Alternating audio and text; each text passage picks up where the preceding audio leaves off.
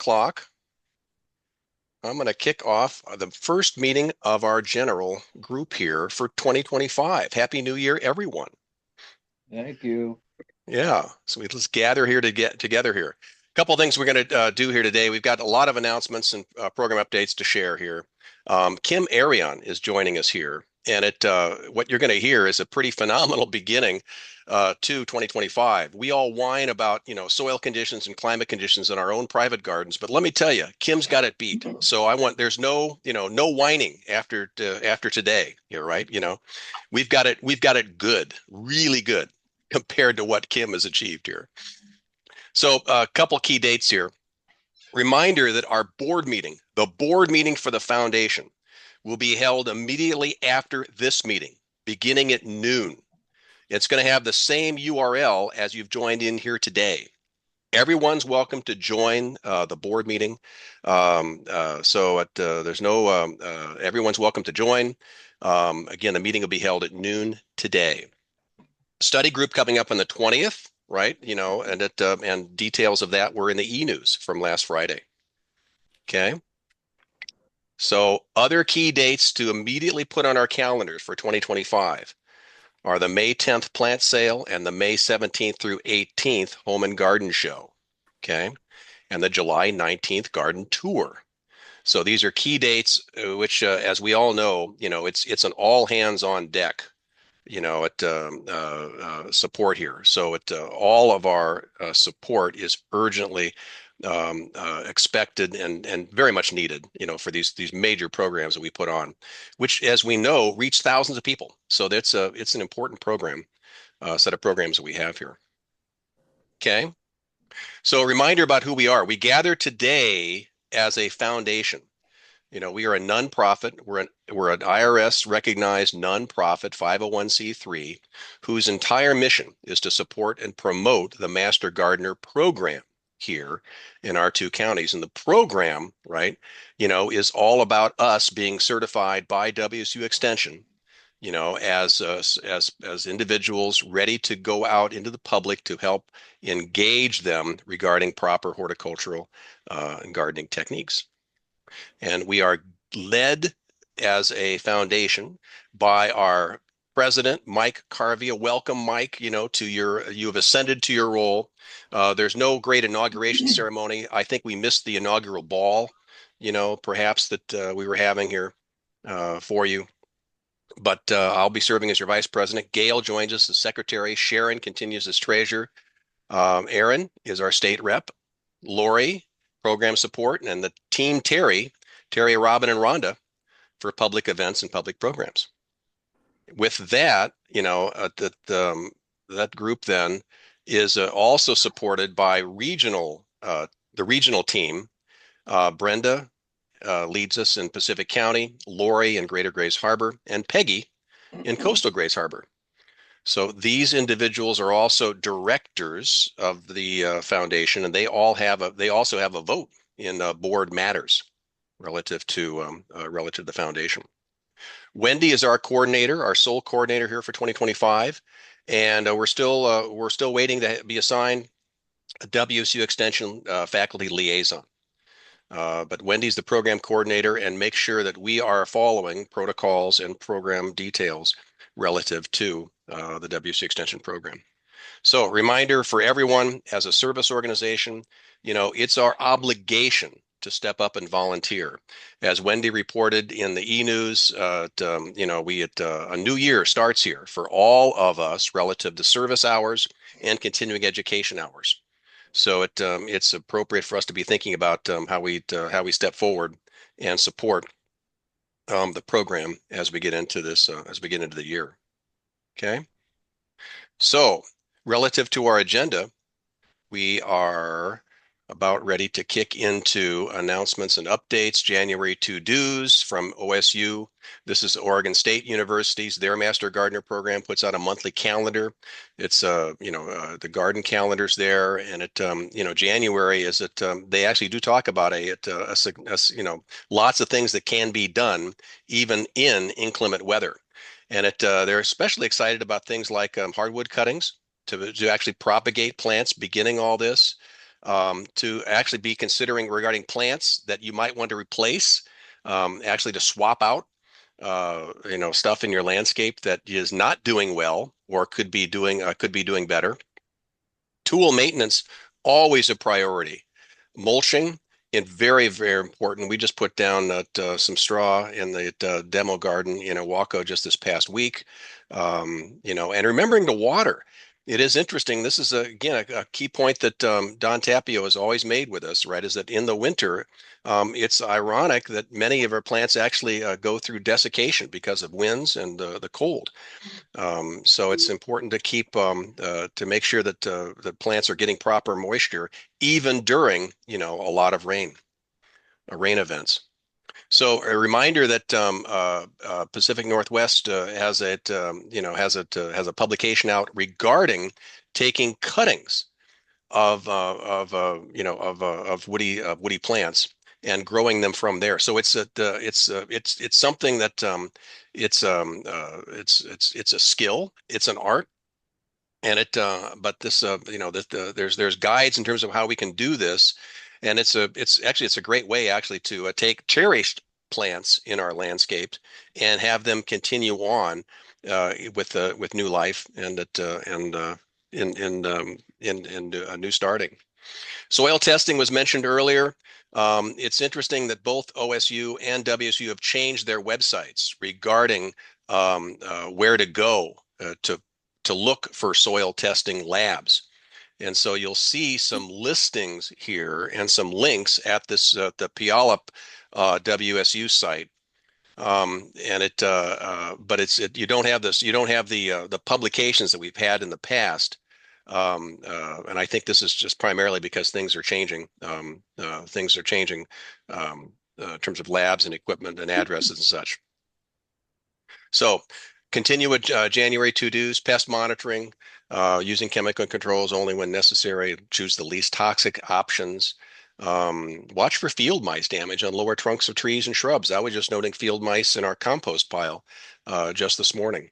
So it's important to be conscious of what's happening around the garden and on plants during this time. Interesting about the moss and lawn. Remember our presenter from last month spoke about moss in detail.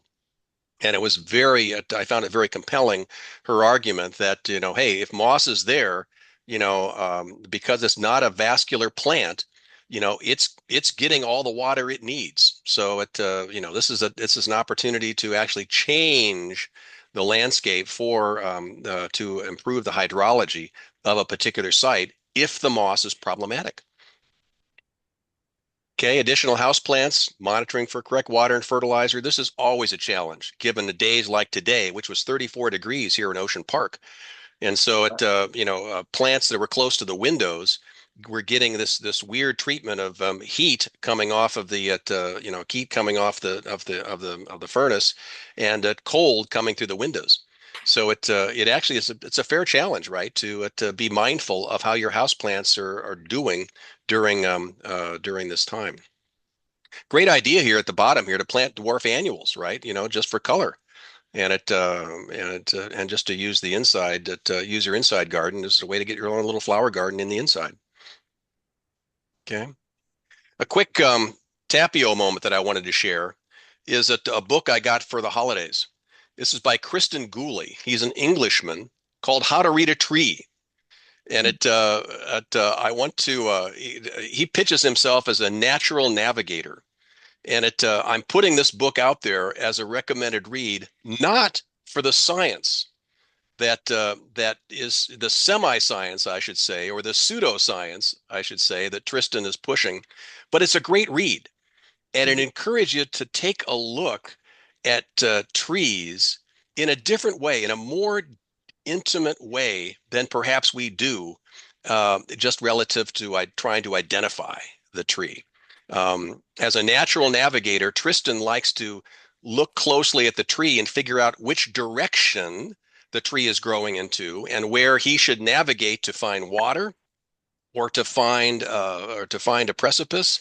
So it just he's curious as to how the tree is grown, the way it's grown, and he's a very careful observer of trees. Now, his conclusions and his summary, his expectations, his lessons that he applies definitely don't are not going to hold up to WSU standards for research-based examination. But it's a great read, and I would encourage folks to just consider the book, or at least check out the audiobook preview that he gets. It's just always fun to have Englishmen reading anything, and and it's a fun listen. Yeah. Hey, I'd like to break in here for just a second and show you this book that Jude gave me. And I have been heavily looking at it, and it is a great book. Talks about orchards and berries, but he really gets into the soil science and a lot of microbiology stuff in here. So anyway, if anybody's interested, I highly recommend it. Scott, can you put the title and the author in the chat so that we all can see it? I will give it a shot. Yeah. Yeah. I want to second what you've said about how to read a tree book, Kelly. I thought it was fascinating. And if I were lost in the woods, I would want to have it with me. But so it's enchanted, sort of. It's amazing writing. Very good. But read it for fun. Don't read it for fun. Yeah. Don't read it as a and make up a WSU. Let's not do a WSU workshop based upon this here. That's for sure. Yeah. Any other great Christmas gifts or New Year's gifts that anyone wants to share? Make us note of. Make us aware of. I got a new crafting book.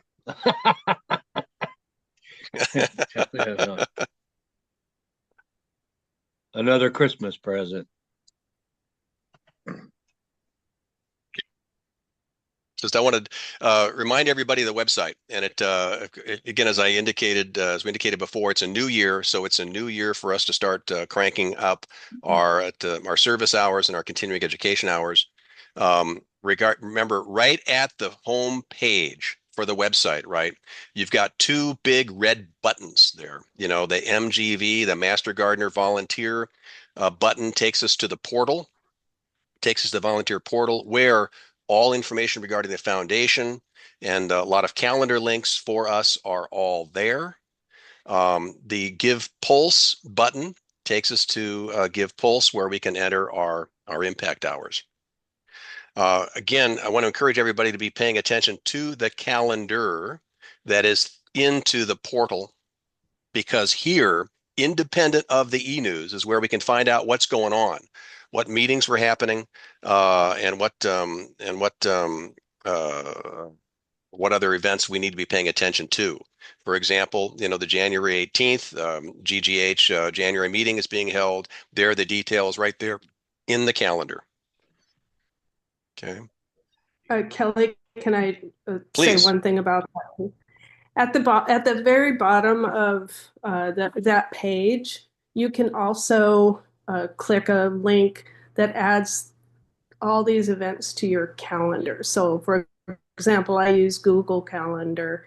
And so at the very bottom of that particular page, it said, do you want to download this calendar? So people want to know, like, looking at this list is great, but you can download the entire calendar and it'll import it into whatever calendar you're using on your computer, which is amazing. A very helpful tip, Wendy. Thank you. Mhm. Okay. So again, the calendar it's very important that we all know what's going on, and so there's the option there. Give Pulse, as I mentioned, is also that that first button right there at the top of the top.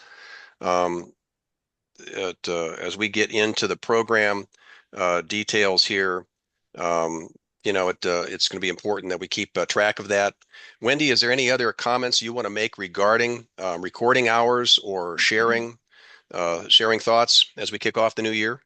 No, I don't think so. The calendar should be updated more probably in the next few days, because we have all areas probably have most of their like plant clinics and stuff that are out there, but they'll be on the calendar. So just take a look. I know we have about 26 plant clinics this year, so it's a lot of plant clinics to be able to get our hours in. And that's in both counties, by the way. So thank you. Other announcements or inputs and a sharing. Lori, you have your hand up. I do. You mentioned the Greater Grays Harbor meeting this Saturday, and I just want to mention there is a speaker, and it's Danica Davis from the Grays Harbor County, the Noxious Weed Board. She's part of the extension, and she's going to speak for about half an hour. And since she covers all of Grays Harbor County, I want to make sure everybody in all areas know that they're invited. We're not exclusive, and it's at the Timberland or the Hoquiam Library. And she's scheduled to speak about 10:30. The meeting itself is from 10 to 12. So everyone's invited. Thank you, Lori. A great way to kick off with additional continuing education hours. I just wondered if you had known that Andrew Bolton has been very ill and was in the hospital. I can't hear that well. Can you get closer to the microphone? I think Andrew Bolton got ill with some kind of flu virus and was in the hospital for about 3 days. He is home now, I believe, and doing better. So anyway, one of our members is recovering. Member down. So Yeah, send a get well card. Oh, Other yeah. announcements, other thoughts.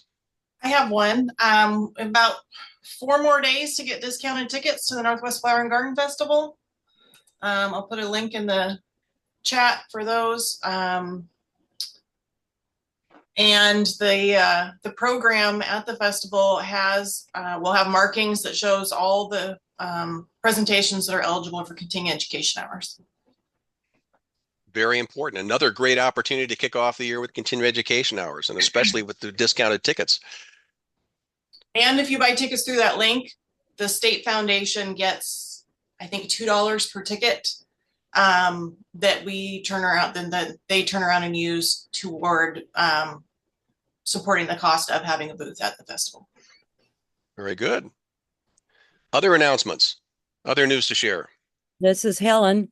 I have a couple of extra tickets for the Flower and Garden Show, if anyone wants them. And I got them at the special sales day, and you can email me and we'll talk about it, or text me. And if you want another calendar date, April 12th, which is a Saturday, we're hoping to do the Trillium count up at Lake Sylvia, April 12th, probably start in the afternoon. Thank you. Always a fun event. So April 12th, get that on your calendars for sure. I had a question for maybe Helen. Is there going to be a fall festival this year at Lake Sylvia? No. Not unless somebody else comes up with it, and I kind of doubt it. Okay. The lake is open again. There is a problem with the new little bridge. There was a slide there that took out some pipes and wires and things, but they should be able to fix that without closing the park again. Thank you. You're welcome. Other announcements, other comments. Yeah, Kelly, Rhonda asked about the roster and why the addresses are not on the roster anymore. We chose to not have them on there for security reasons, because having people's addresses and phone numbers and everything out there on the web is probably not a good idea. So I do have the roster that has all of the addresses. If you need them, like Rhonda said she needed them, I can send it to you, but we don't want to put it out onto the web and send it out to everybody if it's not necessary. So that's the reason why we don't have that. Thanks, Wendy. I will just contact you if I send a personal card to somebody and I need an address. I'll just get a hold of you then. Thank you. Okay. Yeah. All right. Thanks. Could That's you also email us one of those for plant clinic contact? Yeah, you have the roster that has their phone numbers. It just doesn't have their address. Oh, okay. Okay, thank you. it has it still has the phone number and it has the city. It just, I took off the actual either post office box or the Okay. address. And that's also a good note, reminding us that I will no longer be sharing the birthdays of the month as we go through the presentations here. We actually thought about the fact that because we record and publish these recordings, we really would not want to have that kind of personal information just broadly shared by whomever. So it's just in this day and age, it's just appropriate. We just become a little bit more circumspect about what information we might unconsciously be sharing to the public. Okay. Kelly, can I bring up one more thing? Just it has nothing to do with that, but I have been talking to other coordinators and people in the our membership about how to be respectful to other people's feelings and what we say and what we do. And I have to say that I have been remiss on this as well by saying something and not intentionally hurting somebody's feelings, but we do need to make sure that we're paying attention to what we say to people. In fact, one of the examples is working with the public. We ask lots of questions at the plant clinic, which is very important, but we had a person in the public come to the WSU and say that she felt guilty and didn't ever want to talk to a master gardener again because she had just moved there and she didn't know all the information, and they kept grilling. She felt that they were grilling her about the information and she knew nothing. So we just have to be mindful of that, and we also have to be mindful to be respectful to each other. That's a very good point, Wendy, because it's interesting. We depend and we expect that we've got to be probing in our questions during clinic activities, but it actually never occurred to me that actually might be viewed as intrusive or offensive. So. Right. Didn't me either. So yeah. Oh, good thought. Thank you. Sharon, I want to turn this over to you now because you have done the yeoman's job as our treasurer here of settling up, how 2024 pulled together and preparing us for 2025. Do you want to talk through these two slides that I have here, one on foundation programs and one on the program activities? Sure. Just give me a chance here to get set up. Okay. We did really well this year, and this is actually a foundation information rather than a master gardener information, but master gardeners kind of need to know some of this too because it does impact you. The foundation, as you know, is our fundraising portion of this whole operation, and the master gardener program is what we all are. We're master gardeners in what we do. So just kind of some of the things that we did intern training this last year, and we actually netted about $1,000. We don't plan to net money on this, make money on this project, but it does help support the supplies and meeting rooms, etc. So the executive program, these are all foundation operations.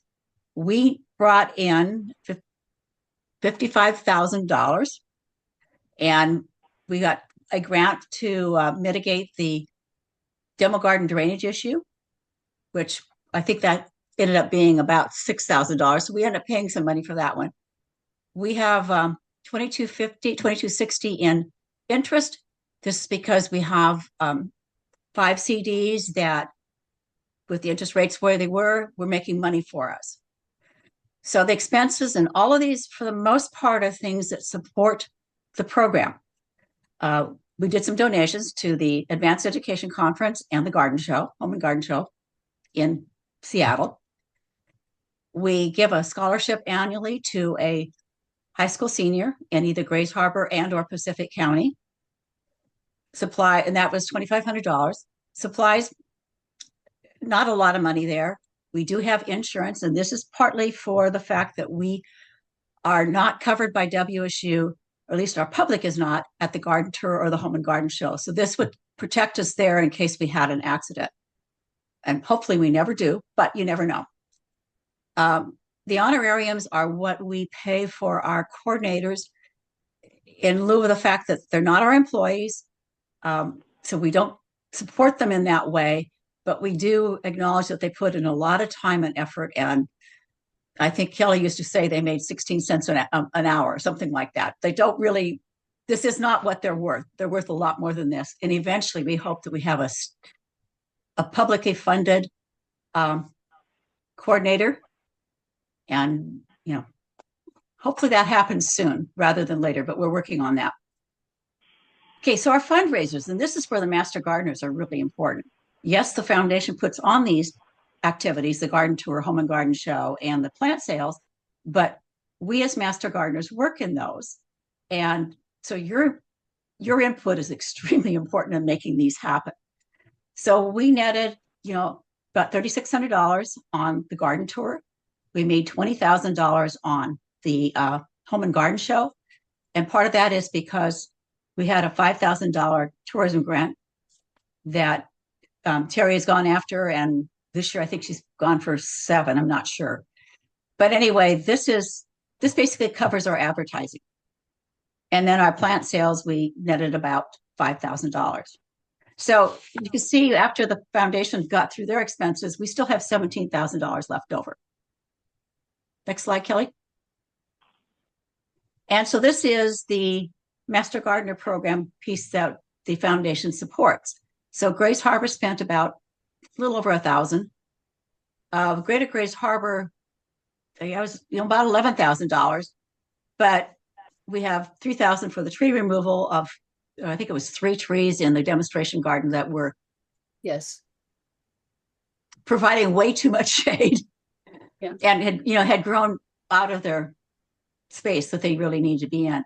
And then the drainage project was about $6,500, and $5,000 of that was covered by a grant. And Pacific County spent about $1,600 for any of their activities in the demonstration gardens. So the program's support was $13,664. So our net for the year, meaning this is income that we have left over to help support the program in the future, is $3,629. Are there any questions?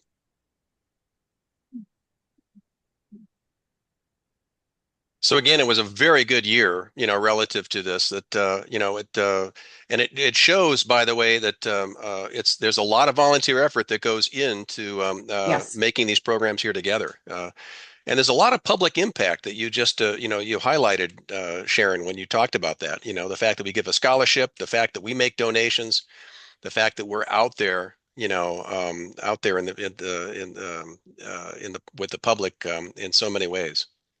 Yeah, I mean, our public-facing events, the garden tour, home and garden show, and the plant sales, we get Master Gardener hours for working on those. So that's a plus for us, and also a benefit to the foundation, so that money's generated, which helps support our program.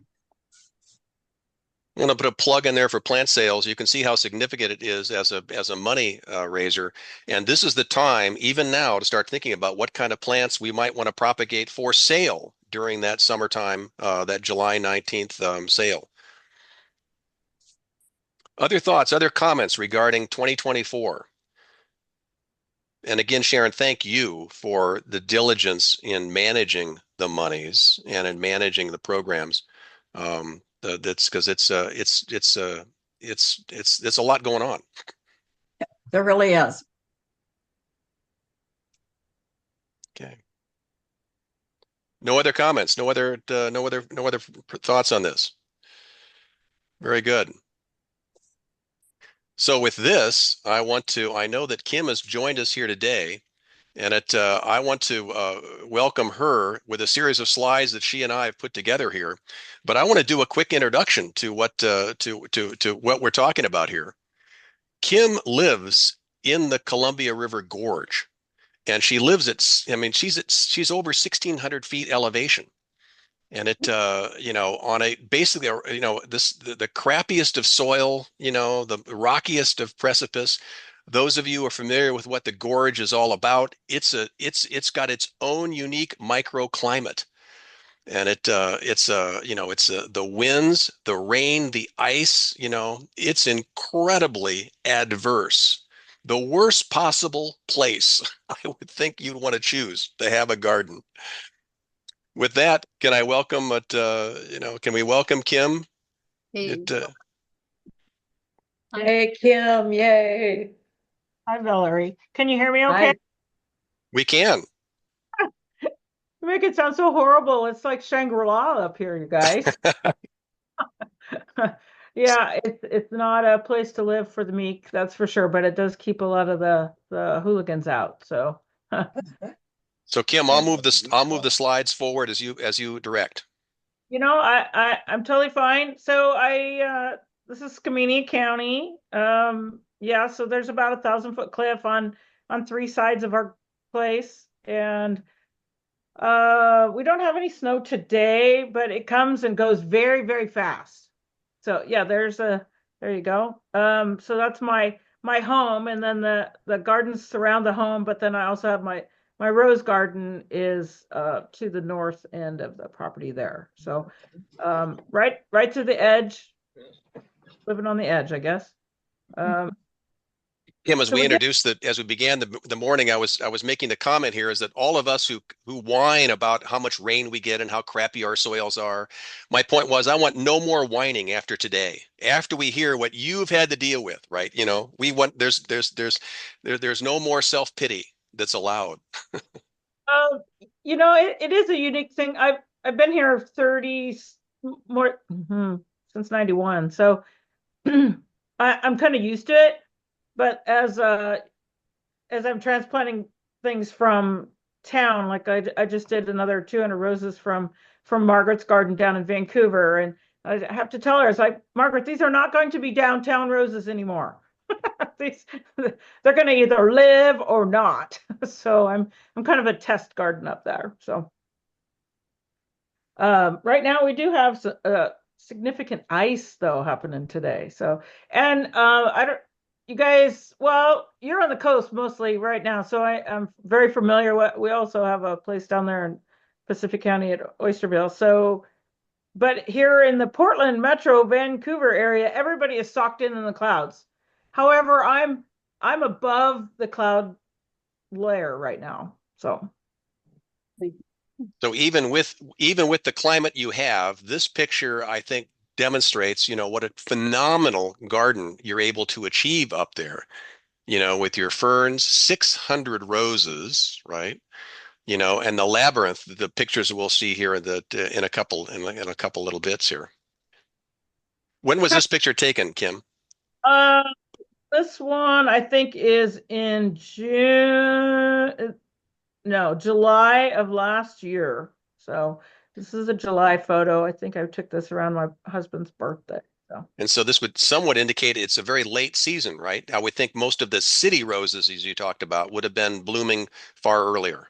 Oh yeah, yeah. So as an example, you guys, I know what the daffodils look like as you drive down through the peninsula. I have daffodils that are blooming in June, just to give you some reference. My daffodils are in June. So as the Portland Rose Show and the Fort Vancouver Rose Show is wrapping up, and people are going, "Oh, I have nothing." My roses are like a month later, so that's okay with me. And this just gives you a quick indication of what you have to deal with, right? During the winter time here. Yeah, actually, that's last winter, but this just a couple days ago, Jim, we brought home oysters from Oysterville, and he was out there doing the silly thing. He smoked oysters last week. And so Yeah. is it, and this, I love the pictures here of showing the snow, the weight of the snow across the plants. I mean, that's gotta be just a challenge, right? Just for the, as you indicate, you got this rose trellis, right? That is, full of ice. Couple things on this one. So we cannot have, we can't have gutters on our house. And that's me looking through the sliding glass door out, and the snow just peels off the roof, and it just continues. You can kind of see it's like in little waves there. So each day it just kind of melts, and I should have found another one. I have one that's really wonderful. It looks like just the teeth of I think of the whale story. What was the whale? Where he's coming out of the whale. It's like teeth of a whale. Um, Moby Dick, I guess. It's like coming out of the whale. But yeah, so the ice is really significant here, but it comes and goes very, very fast.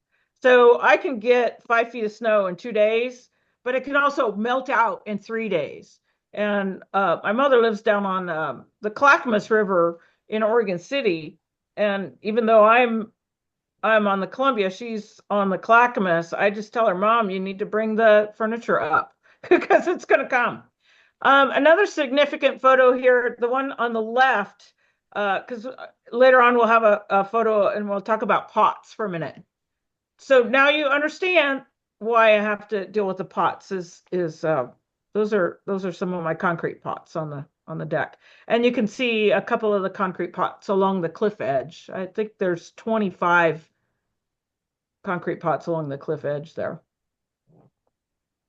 So roll your photo there. Kelly. And so now you can get to this other one here.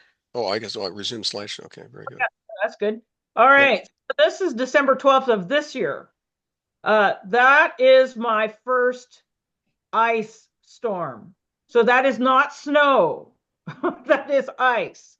That is all ice. And like 2 days before that, I was out there doing mulch. So I just caught it. But so it's just a different environment up here.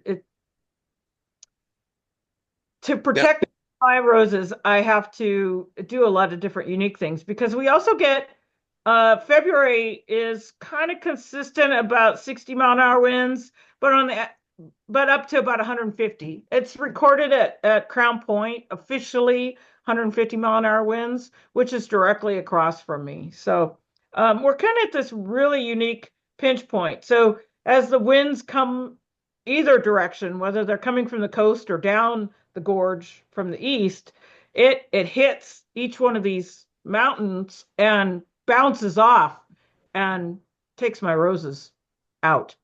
So But this is an interesting picture, Kim, in that, some of the roses, you clearly have some pruning that's conducted, but others appear to you that you've left.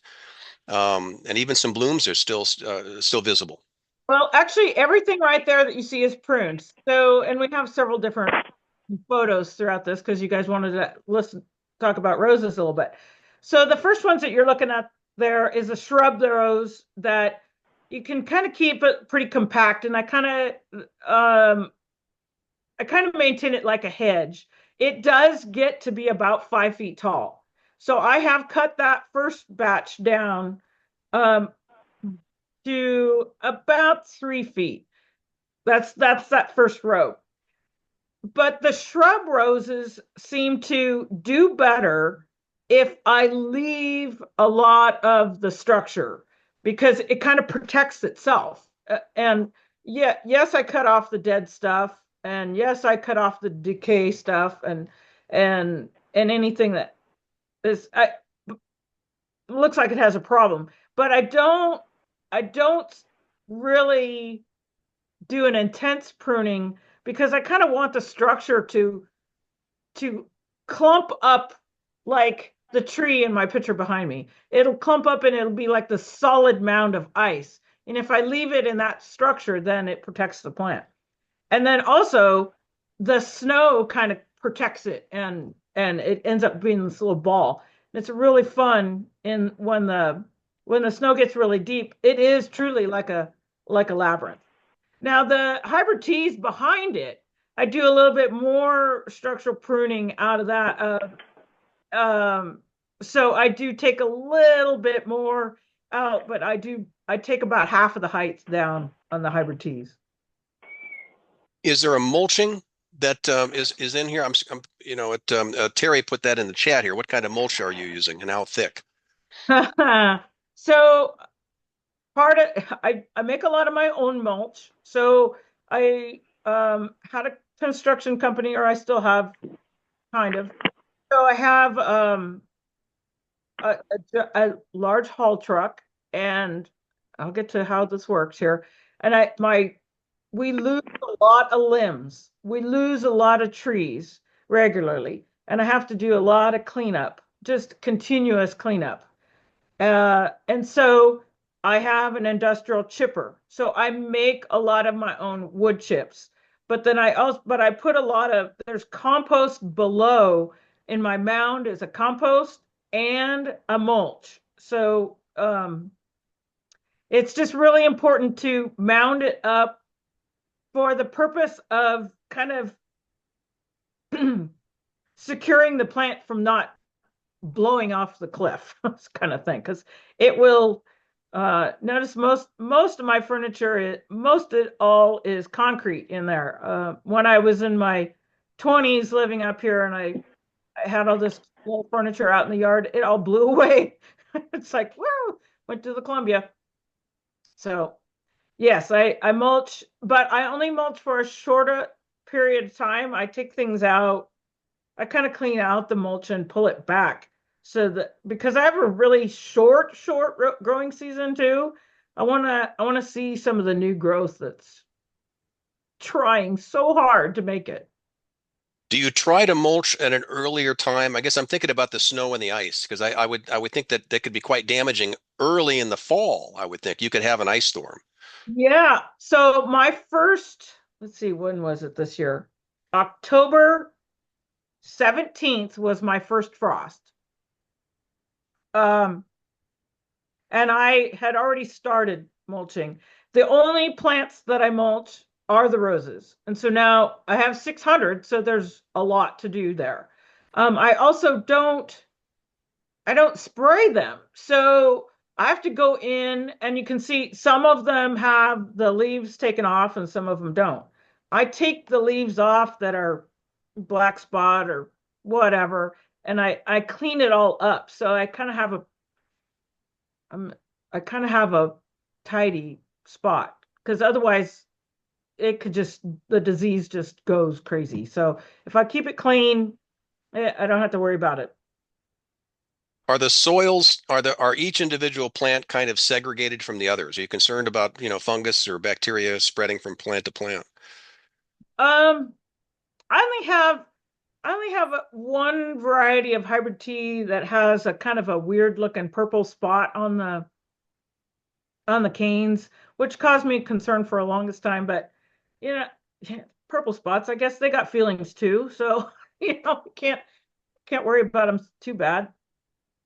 But in regards to the soil here, yeah, we live on top of a rock. So I live on basically like on Beacon Rock. Everything in here is, I have brought a lot of stuff in, a lot of compost and a lot of manure from the neighbors and sawdust and sand. And you'll have a picture in here of some other shredding and stuff. So yeah, go ahead and roll your screen here, unless there's any questions on this one. So this is the labyrinth here. Yeah, so we were in construction for the last 30 years, and all of this material that I have built the labyrinth out of is repurposed.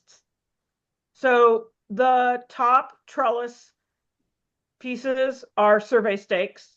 The side posts are road signs. The tall grid, which is very, very heavy, the wide grid is way bigger than hog panel. Those are structural 14-foot by 6-foot panels that were from a slide repair on Mount St. Helens. The black, which you can barely see at the bottom, there's a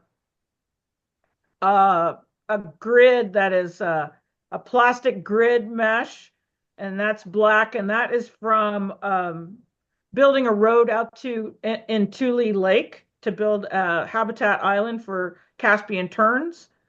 All of the piping is all from irrigation projects, from restoration of planting native plants. The sidewalk is Now I did buy the pavers, but the marble in there is from the federal building in Sacramento, a remodeling, including the sun in the middle. So just about everything in my garden purposed pieces. I thought I seen what was the question in the chat there, Kelly? No, it was just how tall is the fence? Yeah. 6 foot tall. Yeah. Well, it might even be taller than that. But you appear to have some sort of a barrier on the top of it to prevent, your bobcat and your mountain lion jumping in, or the bear. Yeah. It's very strong. It is very sturdy because we have a herd of elk in the yard. The cougar can get in, but that's okay. That doesn't matter. That doesn't bother me. But I keep most of the deer and the elk out with that. And the fences, the gates are pretty heavy. Okay, so here's my pots. This is just a recent picture a couple weeks ago. So and you've seen the earlier picture of the snow. So this is on my deck. Everybody says, oh yeah, it's great to put flowers in pots and you can winterize them. And well, I have to put a lot of stuff in my garage, so I can't really be wheeling these in. And all of my pots have to be concrete because otherwise they'll blow away. So another thing, they're really heavy. I don't want to put them on a cart and roll them around. So rather than losing my plants, I take them out and I plant them. These pots are probably 10 years old or so, and the rounded ones with the grapes, those have been in for 20 years, and every year I lose. No matter how much I try so hard, they freeze solid. This next year I'm going to put feet underneath of them and try that routine. I've had feet before, but then as I've tried to move them, I was younger and skinnier and had more strength and energy to be rolling them around. And then when I brought them back out, I lost all the feet. They fly away and all the things. But so removing the plants out of the pots. The farthest one on the far right, that's a cutting of a rose, and I'm doing a test. So a lot of my roses are a test. And I'm going to see if I'm trying a different technique to see if maybe just one will make it. But I made the comment about Lily, my lion. That's my bobcat. And you can see how wonky the lavender is. Well, I cannot get the lavender to grow consistently in a nice hedge like I originally planned, because I come out on the deck one day and the bobcat lays there in the sun and overlooks the yard. And so I just let her stay there, because how many people can say they have a lion sitting in their lavender? Cool. And this is a great close-up shot. I really enjoyed the picture here, the colors and the use of the stone, the hardscape intermixed here. Yeah, so this photo, that goes around the back section. In my 20s, I did all these stupid little gardens that were like all these raised beds of stuff that took a lot to manage. And as I matured, I decided I'm not going to weed as much, and I'm not spraying. So what I did is I pulled out all of the fixed beds and made stream cobble, because that's what I did as river restoration. And so I have riprap that surrounds my house for another reason, fire protection, and it's less maintenance. I don't have to paint the boxes if it's a rock. So this is a gravel path and a flagstone pathway through the back that goes through river restoration rock. So all these rocks are surplus items from projects. And I do a lot of snapdragons down at Pacific County, and I had them in these cute little beds, but these guys just volunteered, and my fennel just volunteers, and it's just lovely. So there's no special soil treatment around where you've got the plantings going. No, nothing at all. That's my friends that visit the garden, they come through around the back there, and I say, okay, here's my weed spot. I do nothing here. This is all volunteer stuff that I just kind of let go. It's just basically a gravel on top of road construction fabric with flagstone on it, and the fennel just takes over, and it's really lovely to snip some off and put it in the tea. And my snapdragons that I try so hard to propagate and get to be in a nice little bed, here they all, they just take off. It's like, okay, well, that's where they want to be. So I don't fight it. I just let them be lovely. So shifting gears, we noted that you're actually a neighbor of us down here in Pacific County on the peninsula. Yeah. So that's last year's photo, but right now it's full of about 300 cuttings of roses, and I have about 80. I collect native grass seed along the bay there, and so I have about 80 gallons of native grass that I'm propagating. There's about 50 salal and half a dozen or so evergreen huckleberry. So yeah, I have the disease, you guys. So is this basically, you use your Pacific County property here just as a propagation center, as as a more of a gentler climate to work with? So here in the gorge, it's always a lot of work. Plus, I'm business owner and such, so the laptop's going, the command central of all the computers are going, the phone's on constantly, and all the things. And so I have to walk the labyrinth in order to escape. But when I come down there, I go off grid. And when I'm off grid, I'm in the greenhouse and in the wetland, and it's wonderful. So this was I love the picture here because you've named your animal pest, right? So it's not just of managing your pest. You've welcomed them into your garden.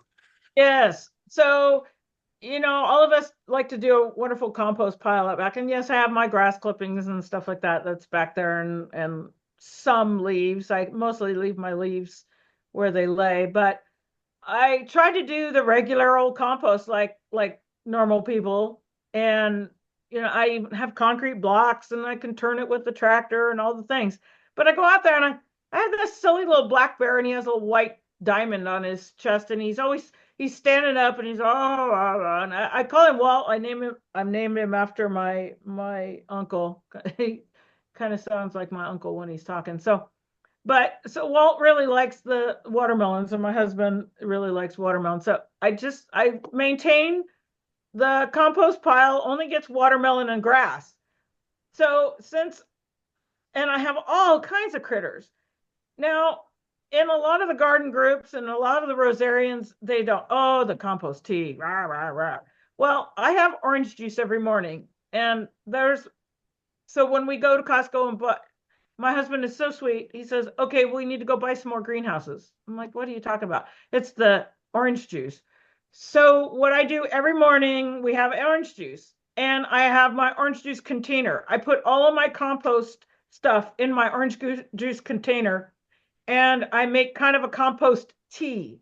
Otherwise, I have to navigate myself through this snow or sleet or ice or whatever to go out to the compost pile.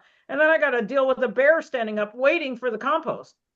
So I just put it in these little bottles, and I let it kind of ferment, and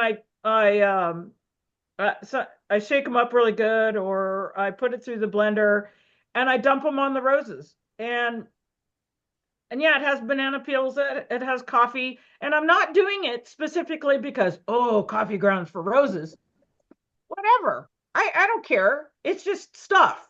And I didn't have to pack it out to the yard. I didn't get to get eaten by my bear, or I didn't have to argue with him. And plus it cleans up, and then I dump it on the roses, and then I cut the bottom out, and then I do a cutting off of the rose, put it in there, put the put the plastic over the top, and then I have a propagation, a little baby greenhouse. So I have all these greenhouses everywhere. So that's Walt. That's my compost. I'm not doing it because I'm sold on bananas and coffee grounds. It just is a reality of living up here. So each of these, it's kind of a mini compost pile inside of each plastic bottle. And the roses love it. I mean, it's amazing. And I barely have to feed. I barely have to fertilize. I mean, I do. I use a lot of lime. Because we have like no soil.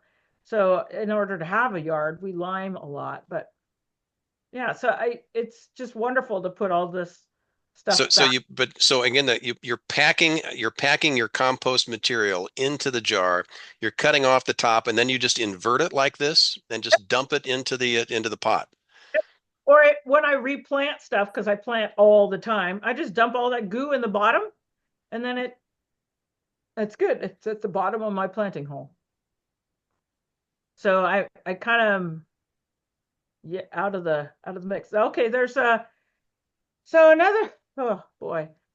I save everything. It's so here is shredding from company files, and I use that as to protect a lot of my cuttings and through the winter.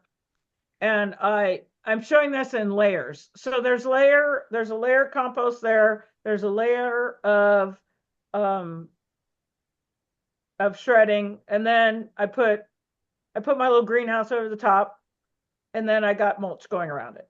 So it's kind of a little bit of work, but the rewards, I'm not spraying, I'm barely feeding, and the deer's not going to eat it. So that. Do you have to move the plastic containers eventually? Oh yeah, eventually. I mean, this is, oh golly, that would be probably an October photo there, and I'll take it off in April. Cool. You guys we're talking about also watering.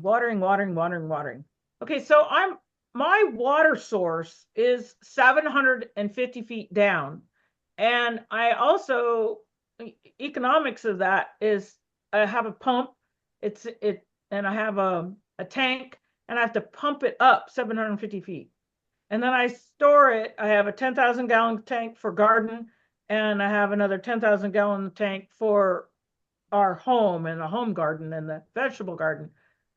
But let me put it into perspective. Skamania County has a very high rate of power. I mean, compared to Pacific Power, Pacific County Power is about $60 a month. So you got 120 or so for my 2-month bill down there. Here in the gorge, my bill for 2 months is about $1,400. So, ouch. yes, hello. So I have to really manage my water usage, and I save it in the tanks, but also it freezes. So everybody says, "Oh yeah, it is a drought up here. We are on a solid rock up here." That's another reason to move things out of pots. I have kind of there's water that travels across the top of the rock below the surface of the soil, and you think, "Oh, hooray, I have a spring." But no, it just kind of it settles on the rock and it goes across the top. And so it's not consistent. So there's not the same flow of water across the capillary fringe, I guess you'd call it, each season. It changes. It changes with compaction. It changes with roots. It changes with all of the moles in the yard, all these things. And so I have to take things out of pots because they don't get water. I don't have water. It's frozen. And I would rather have cooking water and to be able to flush the toilets in the house than take care of the pots outside. So that's another reason why I put the roses into the ground. But I cannot I cannot sustain spending the dollars to water through the dry part of the winter. I just have to mound things up and hope they're happy. I'm impressed by the signage, by the way, the fact that you've meticulously labeled, and appear to have quite a bit of information regarding each rose. So the labels are a little bit different than an average rose garden. This rose garden is it's kind of a friend garden in that there's a white stake there that's identified as a person, a friend, and it is documenting all of the special people that have been a patchwork quilt in my life, all the way from preschool clear till today. So it honors my favorite customer or my soil scientist. He's a really good pal. My best friend from grade school, my favorite teacher, the Army Corps lady that was relentless on me for 4 years, and then I was her poster child after I survived working for the Army Corps on multiple large projects. And also, as I was doing this, I did this all by hand. And you see the line of rocks all the way around there, around the pathway. Not one rock was brought into that site. Every one of those rocks came out of every one of those holes where the roses are. So it depends on the size of the rock or the shovel that broke, or if I had to use the 6-foot heavy bar, depending as I'm planting, I'm thinking of people, and no one helped me do this. I did this all on my own. So it took me about 2.5 weeks to plant the first 400 roses when I did this. And so it was a journey thinking of different people that were special in my life. And so that's why the signs are so large. There's smaller signs that identify the types of roses, but the large ones it's a story, and it's really an important, unique thing that a lot of people really enjoy when they go through the garden. And so this shot apparently just, is another shot that I found interesting in terms of the pruning technique you had here, as well as again, it illustrates the rocks that you had to dig up. And look at the size of some of those rocks. Oh, yes. So this one, this is a really, like this picture, there's a couple of different things. Most of the rosarian friends that I know, they like, oh no, prune all this stuff off so that you don't have the rose hips. Well, the far row to the left of the photo there, I leave that row for my hips, for my birds, for whatever needs the hips. Those are there. That row of roses is called All the Rage, and it's a shrub that gets really tall. But I cut that one down in late September, but allow it to form its hips. The next row, going from left towards the right, those are a hybrid tea, and they're pretty bushy for hybrid teas. So I cut it down for height, but not for the base structure because of wind. The next row that's towards the center there, that's one of my favorite. That, when it blooms, that one's called Snowdrift.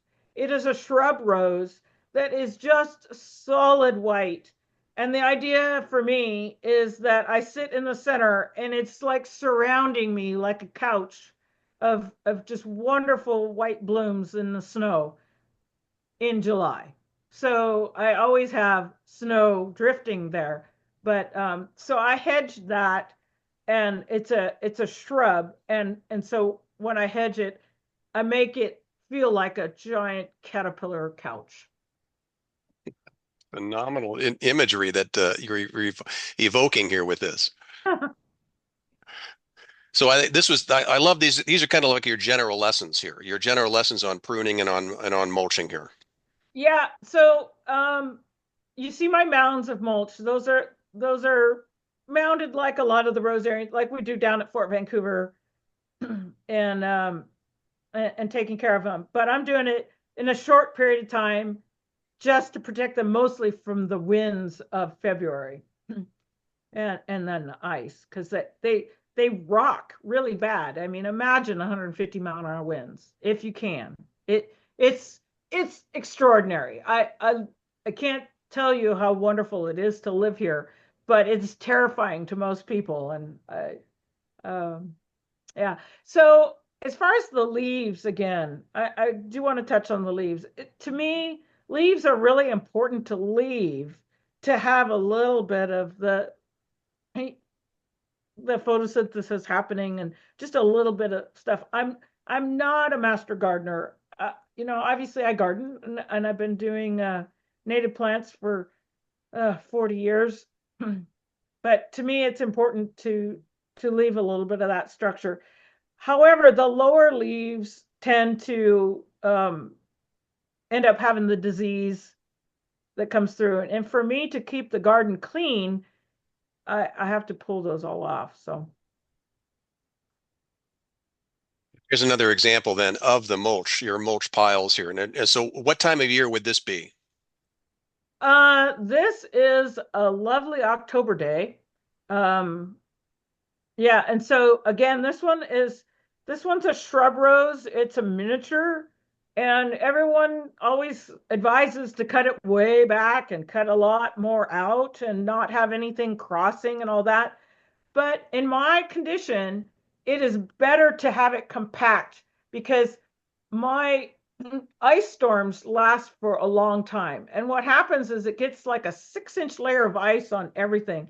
And if it clumps together, then it'll protect it, and then the snow protects it. So it's really important to have that extra structure. And then, holy cow, in the springtime, then that's when my pruning is like, I need help.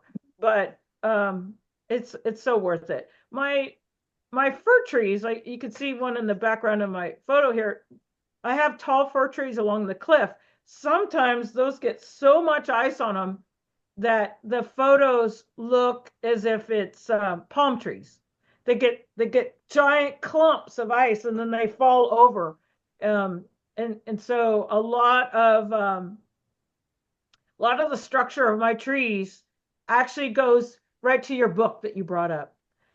You have to just stand and feel what Mother Nature truly does in whatever area you're in. And one of your speakers noted that, yeah, I'd like to have it in the woods. Well, that's what we've done as wildlife restoration in the woods for 30 years.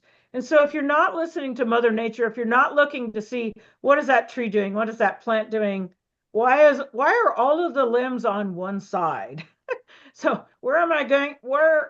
I've almost died in my own yard just from my lungs freezing shut. Where do I need to go to protect myself? So it's just a condition that you need to be aware of your surroundings and be aware of what the plants are telling you and what the trees are telling you. And that's how you adapt to your garden. It's like, it's going to die off if you don't have it protected. And there's so much investment in it. So they're very rewarding if you listen to them. With this picture here, I love the fact that there's such joy in your face, and with the achievement behind you in the roses behind you, and yet you've just described the most terrifying, horrifying, just horrific, space to try to grow things in. So at the torture that you've put yourself through, has yielded the rewards that are so evident in this photo.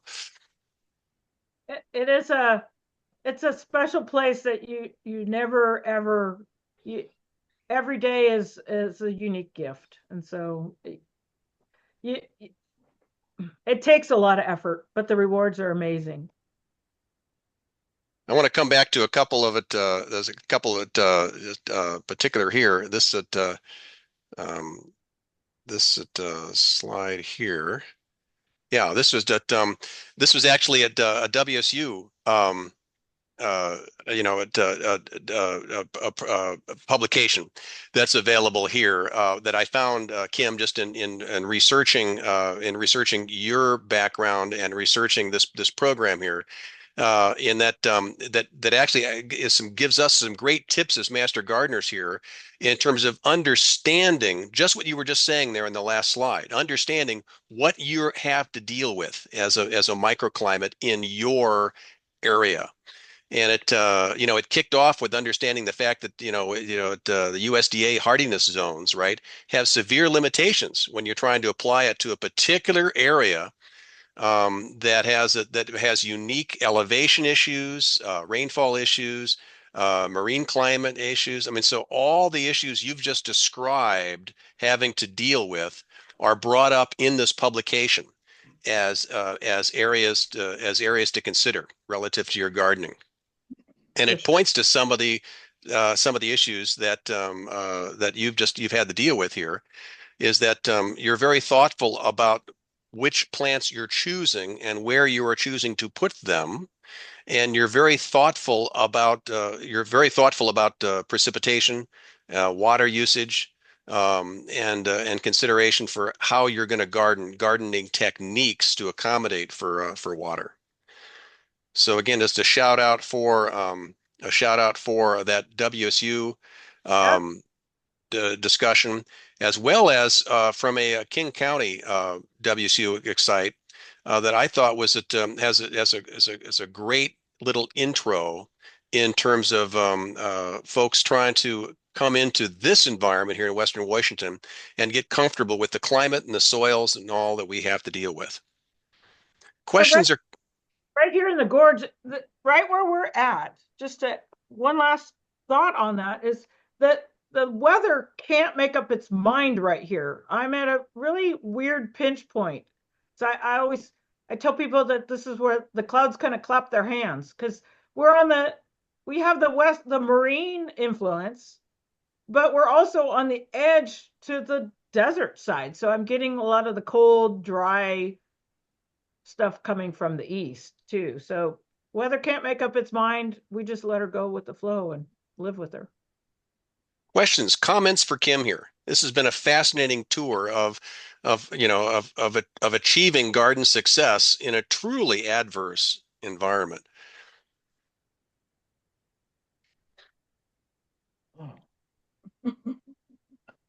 I scared.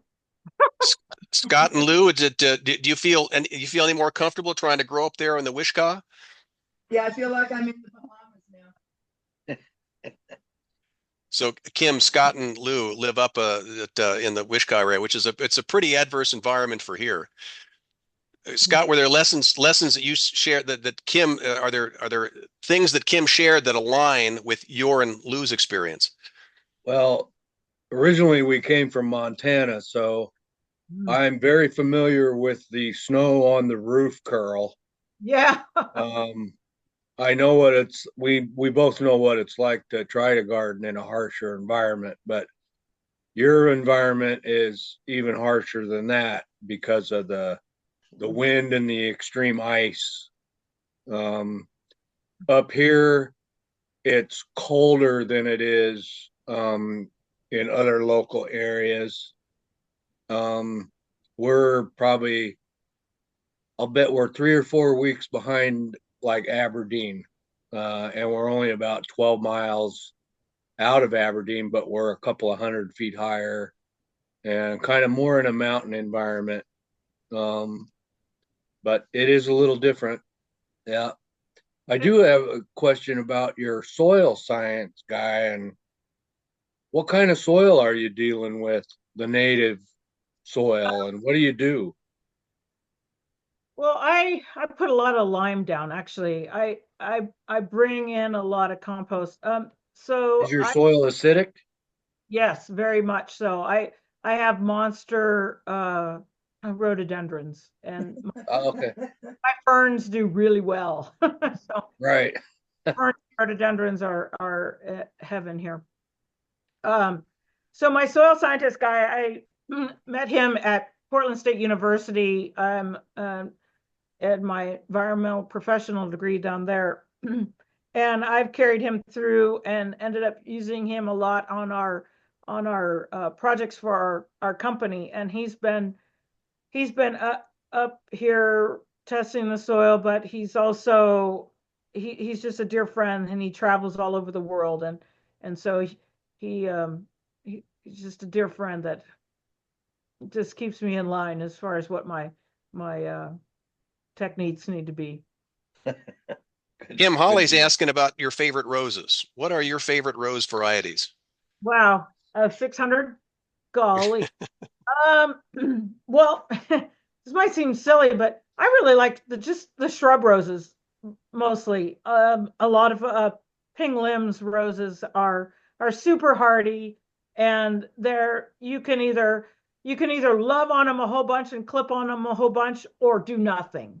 That's just so wonderful to just love them. And so hybrid teas are nice, but there's a lot of prima donnas out there, and that when you have so many, you love on them only as much time as time will allow, and they're all really wonderful. But I love a lot of the ping limbs shrub roses.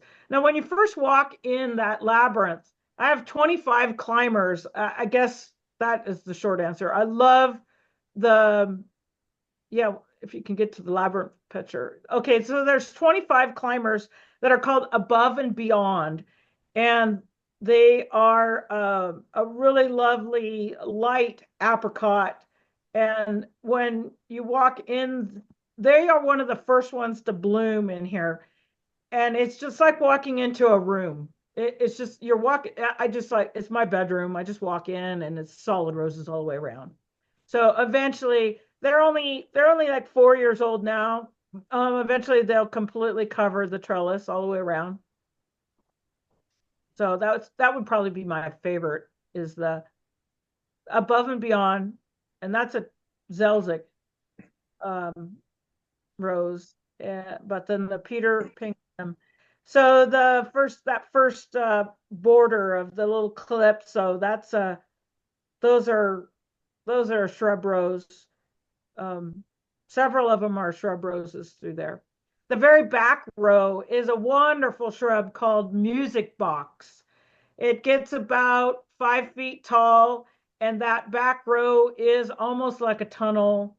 Eventually, I'll have a tunnel on the north and the east back rows. It'll be a complete tunnel to walk through. So that music box it's a light pink, white, and yellow. Every flush is different. Sometimes it's kind of stripy, and sometimes it just does a lot of different things. It's called music box, and that's a lovely, lovely, lovely shrub. You make a good point, Kim, and that is that the garden, it's a living thing, and it's always changing. And so you are planning for a future for how this is going to look. Yes, absolutely. Other questions, comments? We have a Dortmund rose. It's a climber, very vigorous. I don't know if you're familiar with that one. What color? It's kind of a red, and it gets a white. It has a white center, and it's a vigorous climber. Wow, nice. Yeah, it's called a Dortmund. Dortmund. Yep. I think I have a Jeannie Lejeune. I have American Pillar. Dr. Huey is my root stock, but I let him be a climber. I have 4 or 5 other ones. Ugh. Most of mine, I've stolen cuttings off of people's fences. That's my collection. That's how to do it. I like down there at the beach house there at the greenhouse. There's about 300 cuttings in there. So pull away. So Kim, is that a clue that Mike and I should be slipping off to your greenhouse and making cuttings while you're up there in the gorge? Mm-hmm. Yeah. I do. I'm more of that weirdo. I do have a camera in there, so I have my babies on camera. I can check in on them. So you'll see us probing around then. Yeah, we'll wave. Yeah. Yeah. By the way, it is impressive. You mentioned the fencing you put up in here, and of course the fact that because of your construction company, you're able to secure materials that mere mortals, would have a challenge in pulling together here. But this is I also appreciate the fact that you're protecting yourself against elk, right? That are probably really desirous of getting into the labyrinth here. Oh boy, yeah, they are pretty relentless. My vegetable garden is just I have a regular fence around it, and they just tear it down. There's oh yeah, they if they want my vegetables, they go get them. So and that's the same thing fighting with Walt. He pulls the fence over. Yeah, a bear can just reach up and pull it down. It doesn't matter. So well, you can't really fight with them. You just let Lily lie in the lavender, and you just don't plant right there. Other questions, comments for Kim? This has been exceptionally motivating, right? Relative to the adversity you've had to deal with, and yet the successes that are clearly evident in these pictures. Kim, thank you. This is Valerie. This has just been awesome because this is what I saw of her rose garden when I first met Kim. And I can't imagine. I mean, the picture doesn't do it any it's just spectacular. So I may try roses again. So Oh, they're easy peasy. yeah. There you go, Kim. I want to thank you so very much for joining us here today, Kim, and putting the efforts to put all this together. And again, a reminder then that relative to wherever we're at here is that WSU is very comfortable talking about difficult places to grow and to garden. And of course, that's part of our mission as master gardeners, how to help our community be successful in the garden. And that may mean helping them understand the difficult climate conditions that they may have to deal with. Notice also, by the way, is that climate change, in terms of what that means to our gardening techniques, that's also becoming aware. And there's a very interesting blog that speaks to the impact of climate change on landscape design, and it speaks to the reality of climate change and how we are having to wrestle with this as part of our gardens. And here you're talking about native plants, which we definitely espouse as master gardeners, consideration for what kind of soils we're working with, and then climate resiliency in terms of what we are planting. And Kim, you brought this up in terms of the fact that you're very thoughtful about, given the winds and the ice and so forth, the climate, there's a reality of what you can plant and what you can grow. There probably are things you would like to grow that you feel are just going to be too difficult to work with. Yep. In putting native plants in and around other plants, that's the key. I mean, they're amazing. I have so many amazing species roses throughout, and the ferns and all that. They all complement each other so well. You don't have to always have dahlias at the top of the hill. I'd love to have a dahlia. There's no way I could grow a dahlia ever. Right? It's like, gee whiz. I've had three that have made it. Dahlias in my yard. It's just too windy. Do you bring them in the winter then? Do you dig the bulbs? I've tried doing that. I'm not successful at it. And I have to, there's so much things that I have to do to prepare for my own winter and bring things into the garage that they end up getting to the bottom of the pile somewhere and then they rot in my garage. So the only ones that stand up tall that aren't roses and aren't natives, I'm very successful with peonies too. So Kim, thank you so very much. Any other final questions or comments? Thanks for coming.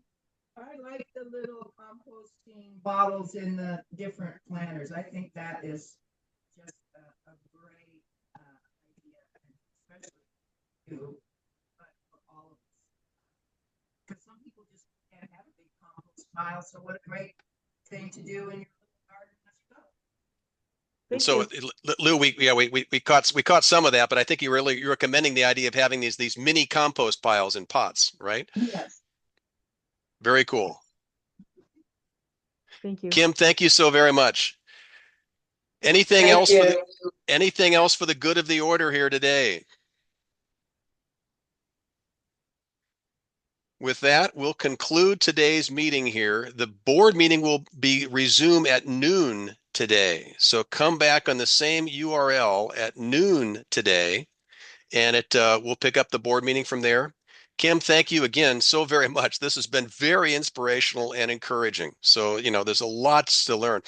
And by the way, if your access, your company name and so forth, you're still available on email, right? If we choose to reach out.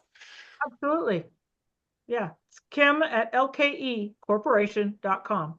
I'm an ecologist. I do wildlife restoration, mostly consulting, constructability of wildlife restoration and native planting and things like that. All across the Pacific Northwest, clear to Rapid City, South Dakota, and east. Can you say that again, please, Kim? LKE Corporation is the company, my company, and my email is kim at lkecorporation.com. Thank you. And I put that in the chat there. Oh, good. Okay.